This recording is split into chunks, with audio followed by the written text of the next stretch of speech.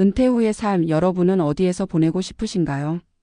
도시의 편리함 속에서 익숙한 일상을 이어가는 게 좋을까요? 아니면 조금 불편하더라도 자연과 함께하는 시골이 더 행복할까요? 많은 은퇴자들이 이젠 조용히 살고 싶다며 귀촌을 꿈꿉니다. 하지만 실제로 도시를 떠난다는 건 생각보다 큰 결단이고 경제적인 계산과 심리적인 준비가 함께 필요합니다. 오늘은 서울의 30평대 아파트를 팔고 강원도 외곽의 10평 남짓한 집으로 옮겨간 한 부부의 이야기를 통해 생활비 절반 도전기의 현실과 교훈을 함께 살펴보겠습니다. 이 부부는 올해 70입니다. 남편 김성호 씨는 평생 공기업에서 근무했고 아내 이은자 씨는 초등학교 교사로 정년을 마쳤습니다. 두 사람은 35년 동안 서울 외곽의 아파트에서 살아왔습니다. 은퇴 후 첫 몇 년은 크게 불편함이 없었습니다. 매달 국민연금 250만 원, 퇴직금 일부를 나눠 쓰며 영화도 보고 외식도 했습니다. 그런데 시간이 지나면서 상황이 달라졌습니다. 물가는 오르는데 연금은 그대로였습니다. 병원비, 관리비, 경조사비까지 겹치자 한 달에 400만 원이 훌쩍 넘어갔습니다. 그때부터 부부는 고민하기 시작했습니다. 이대로는 안 되겠다. 노후의 삶을 유지하려면 무언가를 바꿔야 한다. 결단은 아내에게서 먼저 나왔습니다. 여보, 우리 아파트 팔고 시골 가면 어때요? 처음엔 남편이 웃었습니다. 거기 가서 뭐하고 살아? 하지만 이은자 씨는 이미 계획을 세워두고 있었습니다. 귀촌 선배들의 사례를 찾아보고 실제로 여러 지역을 다녀본 끝에 강원도 홍천 근처의 작은 마을을 선택했습니다. 시내와 15분 거리지만 공기도 좋고 텃밭도 딸린 소형 주택이 2억 원에 가능했습니다. 서울 아파트를 팔면 5억 원 정도가 남습니다. 그중 3억 원은 노후 자금으로 예금에 넣고 2억 원으로 집을 사고 남은 돈으로 전원 생활을 시작하기로 했습니다. 처음엔 낯설었습니다. 서울에선 한겨울에도 집 안이 따뜻했지만 시골집은 아침마다 난방을 직접 돌려야 했습니다. 마을 사람들과의 관계도 쉽지 않았습니다. 도시의 익명성에 익숙했던 부부에게 이웃의 지나친 관심은 부담이기도 했죠. 하지만 시간이 지나며 부부는 이 생활이 자신들에게 꼭 맞는다는 걸 깨달았습니다. 아침에 새소리에 눈뜨고 밭에서 채소를 따며 하루를 시작합니다. 외식은 한 달에 한 번, 대신 집밥을 꼬박 3끼 챙겨 먹습니다. 생활비는 한 달 200만 원으로 줄었습니다. 남편은 이젠 돈이 아니라 시간이 많다는 게 더 큰 행복이라고 말했습니다. 물론 불편함이 없는 건 아닙니다. 병원은 차로 40분 거리이고 겨울엔 눈이 쌓이면 외출이 어렵습니다. 하지만 이은자 씨는 이렇게 말했습니다. 도시에서의 편리함은 돈으로 산 고독이었어요. 여기선 조금 불편해도 사람 냄새가 나요. 그 말 속엔 단순한 생활비 절감이 아닌 삶의 방향을 바꾼 선택의 의미가 담겨 있었습니다. 이 부부의 생활비 절반 도전기는 단순히 절약의 이야기가 아닙니다. 그것은 무엇이 우리를 진짜 행복하게 하는가에 대한 실험이었습니다. 돈을 덜 쓰는 게 목적이 아니라 돈에 덜 얽매인 삶을 사는 게 목표였습니다. 도시에서의 삶은 효율적이지만 때로는 인간적인 여유를 앗아갑니다. 반면 시골의 삶은 불편하지만 마음의 속도가 느려집니다. 하루의 리듬이 달라지고 관계의 질이 달라집니다. 전문가들은 이런 선택을 소비 구조의 재설계라고 부릅니다. 은퇴 후 생활비를 줄인다는 건 단순한 절약이 아니라 삶의 우선순위를 재정의하는 일입니다.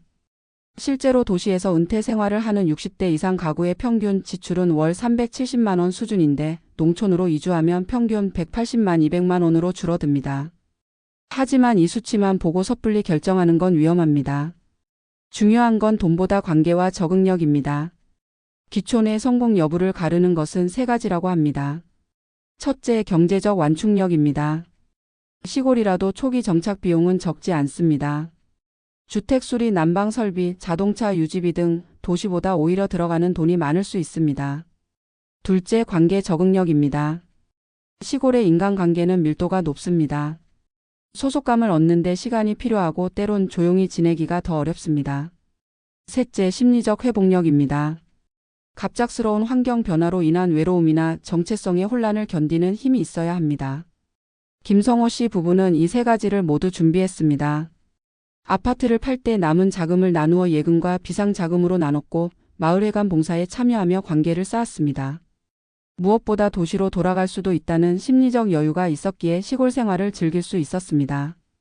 그들은 도시를 떠났지만 완전히 끊어낸 건 아니었습니다.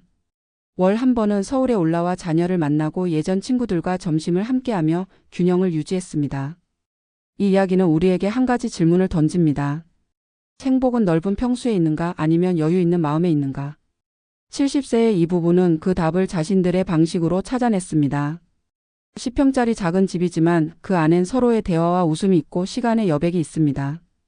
아침마다 커피 향이 가득한 부엌에서 오늘은 어떤 반찬을 할까를 고민하는 시간이 그들에게는 도시의 편리함보다 더 큰 행복이 되었습니다. 결국 은퇴 후의 삶은 소유의 문제가 아니라 속도의 문제일지도 모릅니다. 덜 벌고 덜 쓰더라도 덜 급하게 사는 것. 그것이 진정한 노후의 여유입니다. 도시의 아파트를 팔고 시골로 간 이 부부는 말합니다. 이젠 돈보다 마음이 부자가 됐어요. 마지막으로 전문가들은 이렇게 조언합니다. 귀초는 도피가 아니라 선택이어야 한다고. 현실을 피하기 위해 떠나는 사람은 어디서도 만족하지 못하지만 새로운 삶을 만들기 위해 떠나는 사람은 어디서든 길을 찾습니다. 중요한 건 살아갈 힘을 어디서 얻는가입니다. 자연 속의 고요든 도시의 불빛이든 자신에게 맞는 리듬을 찾는 것이 은퇴 후 진짜 성공입니다. 결국 이 부부의 10평짜리 집은 작지만 단단한 메시지를 전합니다. 행복은 넓은 집이 아니라 덜 쓰고도 더 풍요롭게 사는 마음의 기술에서 시작된다는 것을. 은퇴 후의 삶에서 가장 두려운 것은 돈이 아니라 방향을 잃는 일이다. 오늘 이야기의 주인공 김성호 씨 부부는 생활비 절반 도전을 통해 단순한 절약이 아닌 삶의 재설계를 실험했다. 이들의 선택은 겉으로 보면 도시의 편리함을 버리고 불편함을 택한 일 같지만 그 이면에는 남은 생을 어떻게 살아낼 것인가라는 본질적인 고민이 깔려 있었다. 경제적으로 줄이고 단순하게 사는 것이 아니라 진짜로 자신에게 맞는 삶의 속도를 찾는 과정이었다. 서울에서의 삶은 효율적이었지만 늘 시간에 쫓겼다. 퇴직 후에도 김 씨는 잠시도 마음이 편치 않았다. 관리비 고지서를 보며 한숨을 쉬고 장 보러 가면서 카드값을 계산했다. 아내는 외출이 줄었고 대화는 점점 줄었다. 부부는 자신들이 살아온 도시는 더 이상 자신들의 삶을 위한 곳이 아니라는 걸 깨닫게 되었다. 그러던 어느 날 우연히 주말 여행으로 들른 홍천의 작은 마을에서 둘은 오랜만에 깊은 숨을 내쉬었다. 공기가 다르고 사람들의 걸음이 느렸다. 그곳에서 아내는 말했다. 여보, 우리가 찾던 게 이게 아닐까요? 그 말이 시작이었다. 부부는 6개월 동안 신중히 준비했다. 인터넷 카페에서 귀촌 경험담을 읽고 실제 귀촌 부부들을 찾아가 이야기를 들었다. 경제적 계획도 세밀했다. 도시에서 쓰던 생활비를 항목별로 정리해 불필요한 부분을 찾아냈고 시골에서 예상되는 지출을 계산했다. 가장 중요하게 생각한 건 감당 가능한 단순함이었다. 무리하게 자급자족을 꿈꾸지 않고 농사도 취미 수준으로만 유지하기로 했다. 도시의 편리함은 포기하되 완전히 끊어내지 않겠다는 현실적인 접근이었다. 시골로 내려온 첫 해는 쉽지 않았다. 여름엔 벌레와의 싸움, 겨울엔 눈길을 치우는 일상이 이어졌다. 그러나 부부는 불평 대신 적응을 택했다. 마을의 경로당에 나가 동네 어르신들과 밥을 함께 먹고 김장철엔 함께 손을 보탰다. 낯선 곳에서 관계를 만드는 일은 때로 체력보다 인내가 필요했지만 사람 냄새 나는 일상이 조금씩 마음을 채워갔다. 경제적으로도 안정이 찾아왔다. 서울에서 한 달 400만 원을 쓰던 부부가 지금은 200만 원으로 충분히 살아간다. 관리비와 외식비, 교통비가 줄어든 덕분이었다. 무엇보다 작업의 즐거움이 컸다. 봄이면 상추와 감자를 심고 가을엔 직접 수확한 고구마로 한 달을 보냈다. 돈으로 계산할 수 없는 만족감이 있었다. 아내는 이제 마트에서 장 보는 대신 밭에서 장을 봐요라며 웃었다. 심리적으로도 부부는 변했다. 도시에서의 불안은 대부분 비교에서 비롯됐다. 누구는 더 좋은 아파트로 이사 갔다. 누구는 손주 돌보러 미국 갔다. 그런 이야기가 스트레스였다.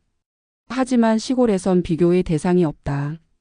다 같이 늙어가고 서로의 손을 빌려가며 산다. 이곳의 삶은 경쟁 대신 공존에 가까웠다. 전문가들은 이런 변화를 정서적 안정의 회복이라 부른다. 도시의 노년이 사회적 단절과 외로움 속에 빠져드는 이유는 소속감의 상실이다. 직장, 모임, 관계라는 연결고리가 끊기면 인간은 쉽게 위축된다. 하지만 공동체가 살아있는 곳에서는 그 단절이 완화된다. 김성호 씨 부부가 시골에서 다시 웃을 수 있었던 건 바로 그 때문이다. 그들은 누군가와 함께 존재한다는 감각을 되찾았다. 그러나 모든 귀촌이 성공적인 것은 아니다. 전문가들은 세 가지를 조언한다. 첫째, 돈보다 관계를 먼저 준비하라. 시골은 사람 사이가 가깝고 관계의 밀도가 높다. 작은 오해가 큰 불편이 될 수 있다. 둘째, 불편함을 낭만화하지 말라. 도시의 편리함에 익숙한 사람일수록 시골의 현실적 어려움을 과소평가하기 쉽다. 셋째, 귀촌은 끝이 아니라 과정으로 보라. 완벽한 정착은 없다. 살아가며 수정하고 배우는 과정이 곧 귀촌이다. 김씨 부부 역시 여전히 시행착오를 겪는다. 겨울엔 수도가 얼고 장보러 나가려면 차를 꼭 몰고 나가야 한다. 하지만 그들은 이런 불편함조차 삶의 일부로 받아들인다. 도시에선 에어컨만 켜면 됐지만 여긴 바람 방향을 보고 창문을 엽니다. 그런 게 살아있다는 느낌이에요. 이 말엔 자연과 함께 호흡하는 삶의 깊이가 담겨 있다. 재정적으로 보자면 이들의 선택은 합리적이었다. 도시의 주거비와 소비 구조를 벗어나며 지출을 절반 이하로 줄였고 남은 자산으로 안정적인 현금 흐름을 확보했다. 그러나 그보다 더 큰 변화는 마음의 통장에 있었다. 소비를 줄이며 비워진 부분을 새로운 경험과 관계로 채웠다. 매일 아침 텃밭을 돌보며 이웃과 김치를 나누며 그들은 돈이 아닌 시간의 가치를 배웠다. 이제 김성호 씨는 말한다. 서울에선 늘 뭔가를 벌어야 한다는 생각에 쫓겼어요. 지금은 하루를 버는 느낌이에요. 오늘 하루를 온전히 살았다는 만족감이 생겼죠. 이 말이야말로 은퇴 후 삶의 본질이다. 돈을 버는 데서 삶의 의미를 찾던 세대가 이제는 시간을 쓰는 법을 배우고 있는 것이다. 결국 김성호 씨 부부의 이야기는 우리 모두에게 묻는다. 당신의 노후는 어디에 뿌리 내리고 있습니까? 그 질문의 답은 각자 다를 것이다. 누군가는 도시의 남아 문화와 의료의 편리를 누리며 살 수 있고 누군가는 시골의 고요함 속에서 자신을 돌볼 수 있다. 중요한 건 장소가 아니라 태도다. 자신이 선택한 삶을 사랑할 수 있는가, 불편 속에서도 의미를 발견할 수 있는가, 그것이 은퇴 후 행복을 결정짓는 진짜 기준이다. 김 씨 부부가 보여준 것은 단순한 귀촌 성공기가 아니다. 그것은 덜 가지면서도 더 풍요롭게 사는 법을 스스로 증명한 삶의 실험이었다. 그들은 이렇게 말한다. 행복은 넓은 집이 아니라 여유로운 마음의 크기에서 나온다.